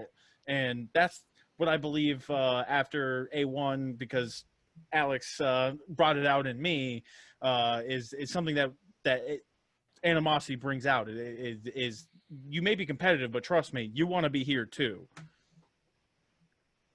Do you think the way animosity is structured, the fact that you can play hobby, and you don't necessarily have to essentially compete with the player in front of you, there's this wider competition for your success in the story, but the way you can contribute is sort of like dissociated from fighting against one single player. Yeah, no, it's great in that aspect as well. Was in that for the non-competitive players who don't have that that I'm not gonna say the lack of drive, but like the my whole, point of view is tactical aptitude. yeah, you don't have the thought processes that's coherent enough towards competitive play, but boy, do you have it for narrative play. And that's the beauty about animosity, is that even though you may not be good at winning battles, guess what? That still counts the same as a person who won their battle. It's just a matter of how, the reports are generated and portrayed. And if, for instance, it's something you write especially catches the writer's eyes when they're reading through the reports to, make the craziness that they make, guess what? It's getting in there, and now you have all these people who, instead of just reporting it to our team, everybody can see how crazy or awesome or whatever path you decided to go down, you were featured. I think something I was really pleased to see was that it did bring out kind of the everyone, no matter what it was they did, it made everyone want to do the very best they could. So, that there were people going tooth and nails in Tabletop Simulator, but then there were also people, pushing their hobby game, pushing their writing game, doing just weird creative stuff with the other categories too. So pretty amazing drawings produced, weren't there? I wanted to go over that. I think it created content in a way that people had created drawings here and there, and they share on Twitter. But I was, it warmed my heart to see people really investing in creating drawings for animosity that represents something in the story. I mean, to me, this is kind of maybe an ambition, maybe to some degree. I've seen the D&D live stream Critical Role develop over the course of the last 5 years or so, and the amount of insane number of contributions and amazing artwork that they've done to that. And I felt if we could tap into the energy that people have to create art while being part of a narrative, so it's a vignette in the story. It's just amazing. It's hobby art, poems. We had audio dramas as well. I would like people to still do singing. There's the musical of Animosity hasn't been done yet. There was a tattoo. There was oh my god, there was a tattoo. That's true. Saul's drawing of the Orky Urwhale. Yeah, I did a drawing of the Auric glyph for the Urwhale. That was in a turn where the Soul Munchers were feeling short-handed and we needed extra reports. So I just thought I'd just knock out an Orky glyph. They don't take very long. And I did a couple of rough sketches and they looked pretty dreadful. And then suddenly I found where I was going with it. And it was covering it with little Orky skull glyphs all over the side to represent the souls that were Alex had written encrusted into its torso. Face barnacles. Yeah. So face barnacles. Ugh. Yeah. So orcs wouldn't draw faces; they draw the Orky skull glyphs because that's what represents the Orky soul kind of thing. And I just thought, there you go, cut a bit of ink in. It's only that big. It's tiny. Took a photograph of it, stick it on Twitter, use that as my report for the artistic submission, and then a guy messaged me and said, I really like your Orky whale tattoo. Can I use it? I was like, what? Use it for what? For what? I want to get it tattooed. I was like, seriously? Yes, you can. Send me a photo. The next day, he sent me a photo. He was like, my God, that was quick. And it's a really good tattoo. I mean, they're not picking up my own drawing because my own drawing was a bit shonky, but it looks awesome as a real tattoo. There's a guy walking around St. Petersburg, I think it is, or somewhere in Russia maybe, but with a Orky whale tattoo from Animosity on him. I love that idea. I mean, it was awesome, and I think Layla, you're still drawing some more stuff for players, like armies and stuff. Because I just noticed you did a recent one for the King Sassmaster, if I'm not mistaken, his name is, of his Lumineth and Ghoul Kingdom. So all sorts of crazy ideas have spun out of this. Which I did are Oh, sorry, carry on. No, sorry, continue. Oh, I was just saying, like, I did a group picture one turn, and like, people loved that. I was like, I knew that I had to kind of figure out a way to do it in a way that wouldn't destroy me, because there was like so many people in our group. So I said 24 hours. Like this comment, if you want to be in the picture, you got 24 hours. Got 12 people, so it was still a number of people, but not unbearable. But a lot of people kind of wanted that for themselves. And I was kind of worried that like a whole other coalition might come to me and be like, can you draw 16 people? But so far I've only had players coming and being like, can you draw all of my generals? I didn't realize just how many ensembles were in the expedition and the pilgrimage. Lots of like I drew one for Leo from the expedition. He has 4 wizards, a stormcast, and an elf, and they're a very cool and very colorful squad. Each doing different things in his report. So we had to like parse through like 4 different characters from the same person. Yeah, like the trying to parse that out. There's a meme image I thought of, which is just a parrot or something looking around the corner of a door and just say, y'all mind if I scream? It's a cockatoo, Alex. Sorry.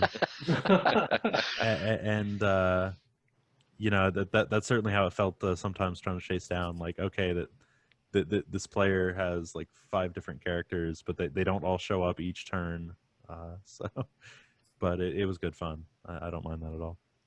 There was a group picture in the Wretched as well, and I felt a bit guilty because my partner was in the Wretched, and I don't think I did any artwork for him the whole time, but some other person drew him, so it was fine.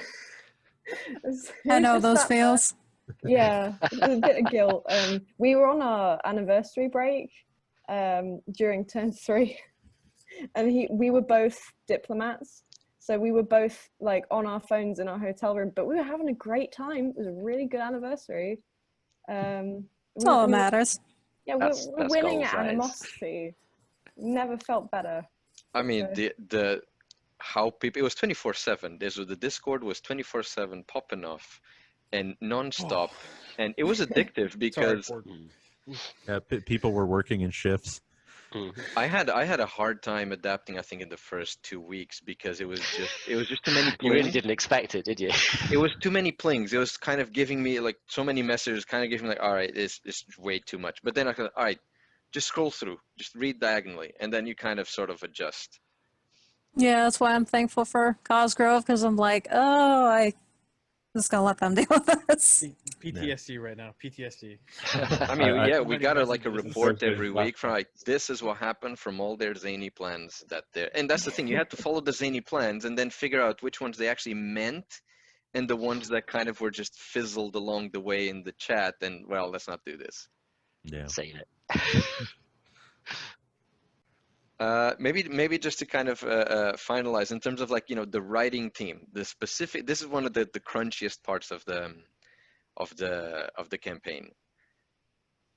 Players would throw so much stuff at you, and there were like lots of moving parts that you had to build on the fly. You had like things in place where the story could go, but there's a lot of things that you had to incorporate. What were your biggest challenges in this? As it's a sort of like a GM of a mass of people.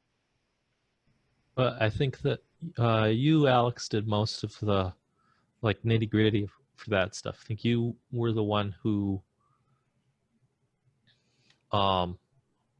went through and dug out bits of people's stories to include in the turn update. And so that was kind of well, yes, but actually no, like I always say. So Nuno would do like a pass, and this process went through some revisions, like a new revision every turn, as we were trying to figure out how to parse this many reports. But yeah, so he would go through and pick out stuff that jumped out to him. Cosgrove would pick out stuff from the Discord to try to include. But yeah, generally the part I did was I came up with a sort of an index of like all the different chapters, and then I'd ask Peter, like, okay, which ones do you like? Which ones are you excited about doing? And then I would pick up the rest. Or if I was really struggling, I'd just be like, hey, I need help, please. And he'd jump in and write something. But yeah, it was definitely a team effort regardless. I think that Alex's genius is taking all those player contributions and putting them together into a single storyline that shouts out a bunch of people. And whereas I would do more flavor pieces or things from the perspective of the non-player characters. And while they're certainly thinking and talking about what the player characters are doing, it's not this. It's a different form of interaction. Yeah, because you guys also seeded a lot of like how the player interaction connected to the themes that you guys had put, the shipwrecks, the cult, and how essentially Baikal was kind of connected together by its past, which we knew nothing about, obviously. Yeah, and what would end up happening is that kind of each turn, a lot of times Peter and I would end up having a conversation where I'm like, well, here's some broad strokes of what I'm thinking, or maybe Peter would have the inspiration, and then we just go back and forth on Facebook Messenger and just kick the ball back and forth with like, well, this seems cool, that seems cool, what can we I think I know Peter has the leg up on me with a lot more knowledge of real history and certainly writing theory. But I a lot of just the original concepts of this seems cool, like a fair amount of that comes from me. So we do make a pretty good team in that regard.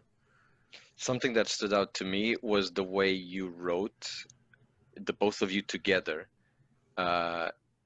It stood out. It moved the story forward like this, like zoom. It was action packed, and it had punch. But you guys write really well.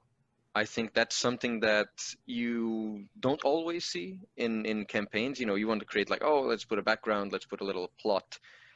This writing at least I felt it had an impact. I don't know if the rest of the players felt that this is something that powers the campaign a lot. Certainly tried. And sorry, you were going to say, Kurgan? Yeah, what I always constantly amazed by is not just writing, it's your reading. You seem to be able to comprehend like the core of people's stories and characters and reproduce them in a way that you're not just copy pasting their words, you're actually writing something new that just fits exactly what they had in mind. I know my personal experience of Hogrog Weirclaw is just a character I created ages ago as a leader of a skirmish warband that until this campaign had never seen any action at all. I burned out on the warband and stopped working on it at about 5 models. It's now a completed Warcry warband because of this campaign. But so I handed over the Wergo Prophet character to you as this kind of weird storyteller, and you just fleshed it out, and everything I had vaguely outlined in my head you turned into like plot points and character arc and dialogue and stuff like that, and you just nailed it. And you did that with everybody's characters. It wasn't just mine. It was Hogrog was so eloquent. I loved it. He's a cool guy. Yeah. And just to your point, I did plenty of copy pasting, certainly by the end, and I want to give a shout out to the players and the quality of their writing. That a lot of times I felt like, well, I can just paraphrase what the players wrote, or I can just use their words. And that's certainly something we need to revisit going into the next campaign, and that's why we've brought 2 writers, including Mira, on board to try to parse that out better. But yeah, no, the quality of player writing really blew me away, and I wanted to feature that as much as possible. The downside is that like our final unfolding was 50 pages long, but it at the same time I enjoyed so many, and by the end of the campaign, so many people had kind of found their stride, and I enjoyed reading what people had done so much that it really felt like, I'd rather feature what they said than try to rewrite it. And I don't know how coherent that ended up on the players' end, but I think you knitted it together pretty well, to be honest, from my point of view. So, yeah, go ahead. No, I was going to say, and a big point of these campaigns for me is that it is possible to lose. But at the same time, I don't want, from this experience of running campaigns like that Cosgrove's played in, like I don't want people to feel necessarily bad about that, and certainly feeling bad was something from the old Warhammer Fantasy campaigns. Like there were campaigns I lost and I was just wrecked from, and obviously I came back for more, but still, it was not a positive feeling. So I try to work things in, like one of the keynotes was the Undivided were very much divided the entire campaign. So I purposely wrote in Gutrot, Spoom, and Karang Sarn each blaming each other as the scapegoat for why they lost, and trying to give players that out of, sort of propaganda, like, well, it's not really my fault. It's one these of those other two people's leads. fault. Yeah. It's but players could associate with whichever figurehead they wanted leaving the campaign, but it was the other figurehead's fault. So it's definitely I guess that was to your point, Kurgan, of just trying to keep so much in mind at once, and really do justice to the players. And it's certainly a privilege that so many people entrusted us with their characters. So as the final wrap up, where do you see this going in terms of the impact it can have on narrative play, where Animosity itself can go and innovate? What were the things that you kind of would like to see in future installments? Any takers? I'm gonna go last, so whoever else wants to take this first. All right, I'll go first. So I really enjoyed seeing what A2 was and became, because it definitely was a fly by the seat of our pants type experience. The main thing I look forward from A3 is that we won't be flying by the seat of our pants so much. We'll have a more proper plan in place, because we at least, just like the player's first experience, it was our first time experience the same thing. So I look forward to growing even more people and having more, and I hope that one day the Animosity team is also quite large to handle the amount of players that we have, and this becomes more of a huge event. There's going to be a middle management of Animosity Team, isn't there? I Is mean, there going to be a person that just pushes emails? I mean, Interns, Intern. guys, Oh, of course, interns. the army of interns. Exactly. Yeah, I mean, we already have an affiliates program now, so we're getting there. So I want to kick this question over to Kurgan and Bythier next, because you know that kind of the backstory we hinted at before was that the narrative path model was very much something they argued for, and Peter and I were actually against it initially, and you know, I'm very glad we came around. But you know, where would you like to see this go next? I would like to see it even more. The players given choices of where the story wants to go, and I'd like them to be less, some more mutually exclusive paths. So I saw a lot of people hedging their bets and trying to manage like reports evenly across all of them, so they didn't lose anything really badly. But that isn't what I had in mind. I had in mind that you basically, each player is presented with a choice of 3 directions they can go, and they can't go all 3. They have to go all in on one to make that work. And I would like it to be a little bit more higher stakes, maybe, that you've got to choose the right one. Like Fighting Fantasy, some of those pages just ended the book and you had to go back and pretend it hadn't happened. And obviously that can't happen in this kind of campaign, because we don't ever want everyone to just be dead, you're out kind of thing, because and we that's had players just awful. It's a terrible idea.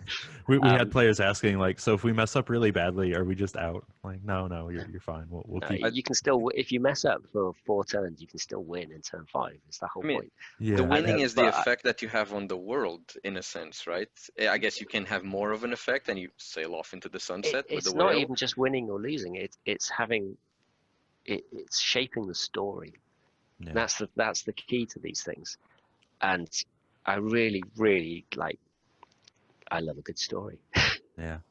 Well, and to that point, I know Kai Leonis, he wanted to charge the whale from the very beginning, and he was in Soul Munchers, and the Green Knight. Yeah, the Green Knight, and at one point I was like, well, the story we've set up is that you're trying to ride off with it, and he's like, well, don't get me wrong, if I can charge something else from on top of the whale, I'll do that instead. So. Yeah, we brought him to our way of thinking. Ride the whale. I think from my point of view, I'd probably agree with Kurgan there, and you know, the narrative paths, while they were, well, it was obviously a bit of a departure from what we've done before, but it was very much coming through in the reports that there were people trying to sort of work out, if we put X amount here and Z amount here, we can you know, win both. And that wasn't the narrative sort of drive that, I mean, Kurgan was the sort of the main, I can't even think of a word now, but you know, you were the guy that brought the idea to the group. You were the cheerleader, yeah, exactly. And that wasn't what you had in mind. It wasn't about trying to work out how you could do everything and succeed at everything. It was, you're presented with a choice and you have to pick an option. And you know, that's something we probably could double down on for next time. I think trying to win all of them should almost be an automatic lose, if you know what I mean. And I think it did work out that way, that when people tried to go even, they ended up losing across the board. Yeah, but I think that maybe and maybe Cosgrove can speak to that. That's also just part of the sort of competitive appeal that the campaign ends up bringing out, is, you know, just trying to crunch, like, well, can we win all of them?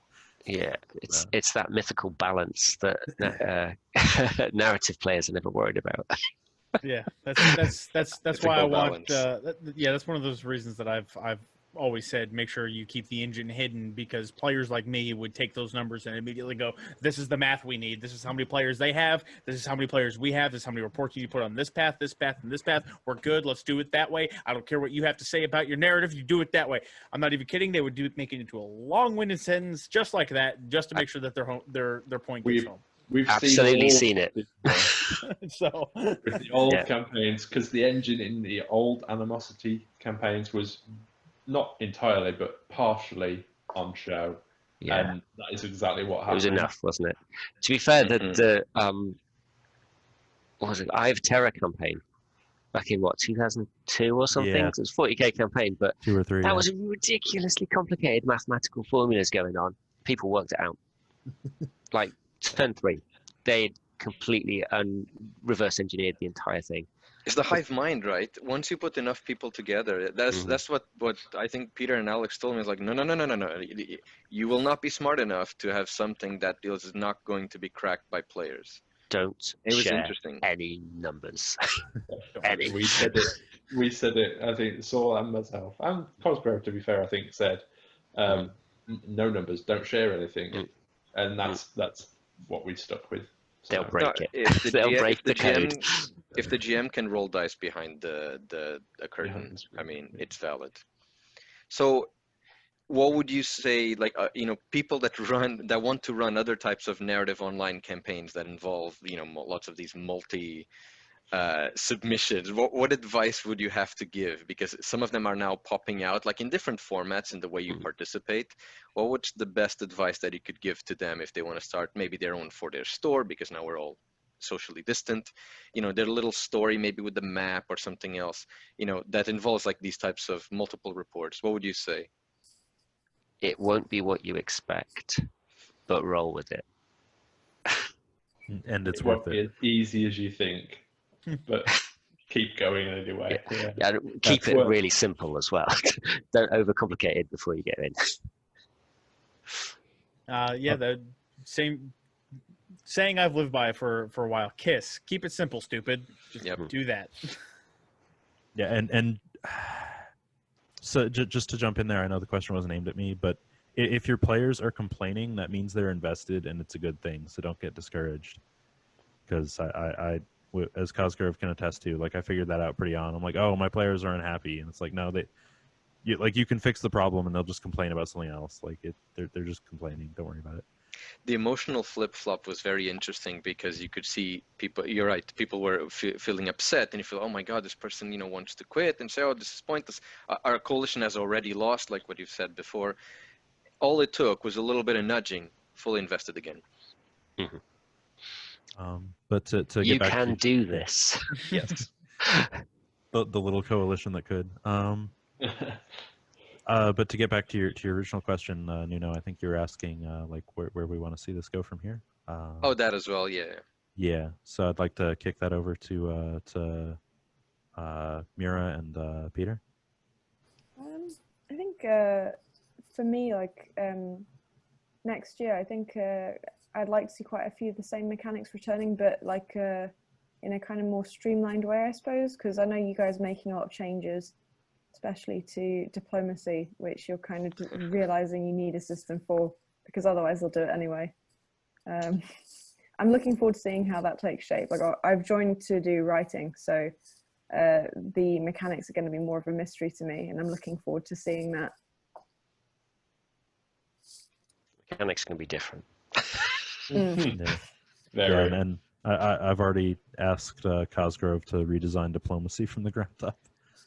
But So I would wish that at least the core mechanics of the narrative paths would stay mostly the same, because I think it's a magic bullet. It looks convoluted once you look at it, but once you understand it, it's actually a very simple set of rules that create a lot of complex dynamics. So good. Simplicity has its own refine. Yeah. Peter, over to you. I guess from my perspective, I'm just interested in taking the narrative lessons that we learned in this campaign and reapplying them, especially as far as the figureheads are concerned, because that's sort of my bailiwick, as it were, or at least it was partially in this campaign. And I think we've got so incorporating things like new, better, more efficient ways for the figureheads and the faction to correspond. bring in elements that we used, like figurehead assassinations, or the whole face down thing, and just using those narrative tools now and putting the lessons that we've learned to good use.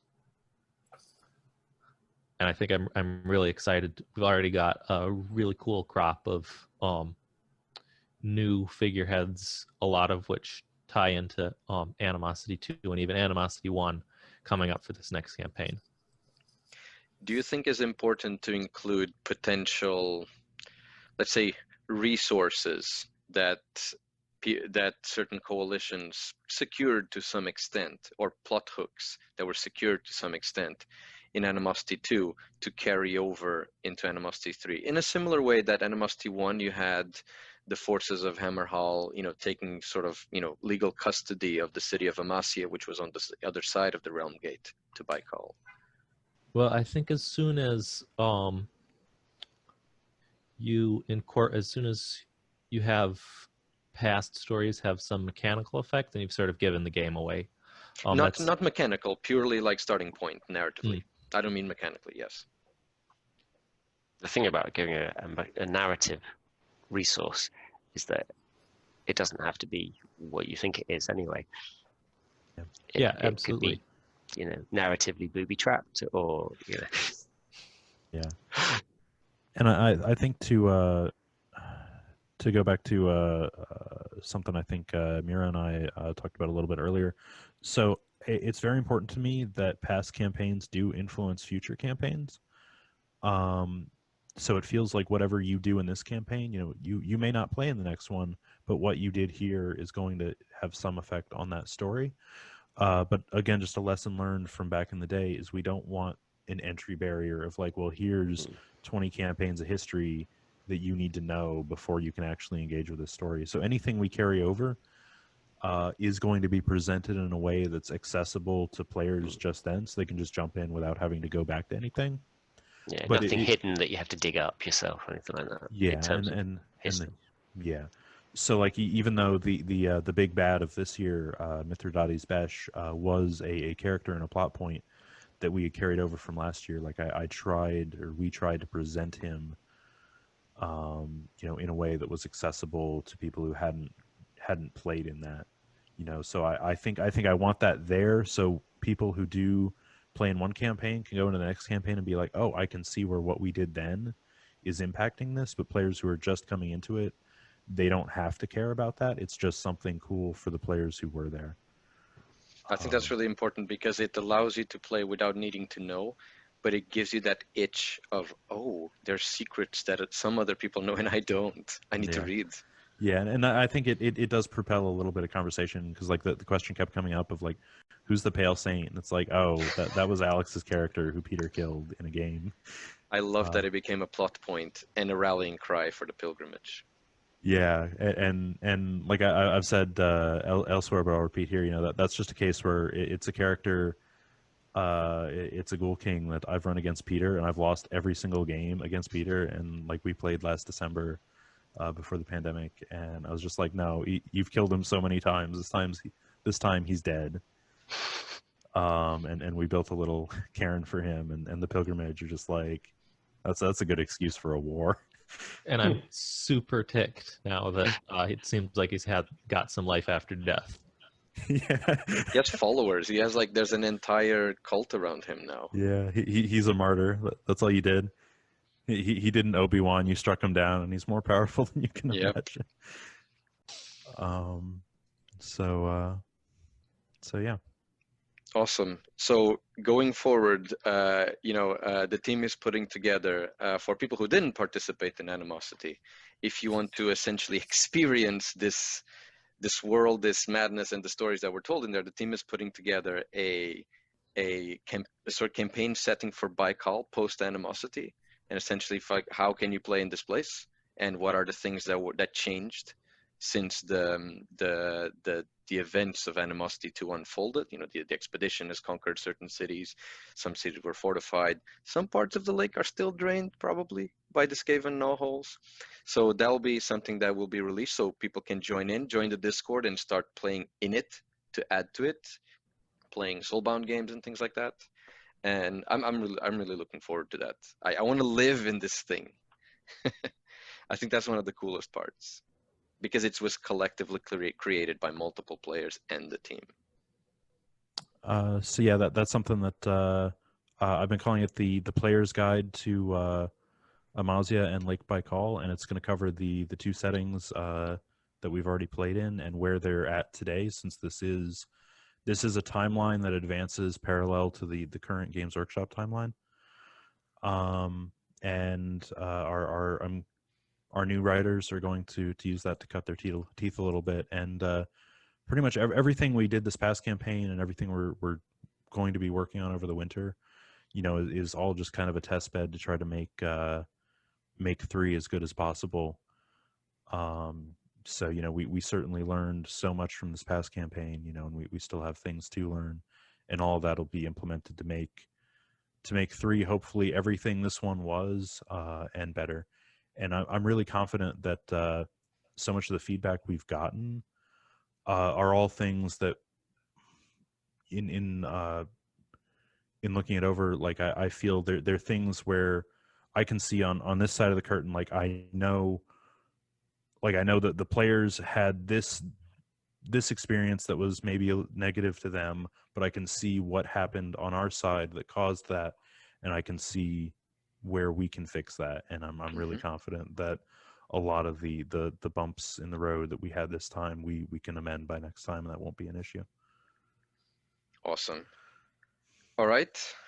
I think this was great, guys. Thank you for coming and explaining to everyone kind of like how it went, what went through your minds. And I mean, I'm looking forward. This to me at least seems like it's the flagship narrative event that, if it can happen every year, you know, will get people together and spreading the word for people to play more narrative games everywhere. So thank you very much. It was a pleasure to have you here, and you know, hope to have you back to discuss the details of when Animosity 3 is gonna be coming out. Fair enough. Thank you. People ready. Thank you so much. Yeah, Thanks for having you. us. Bye. Bye.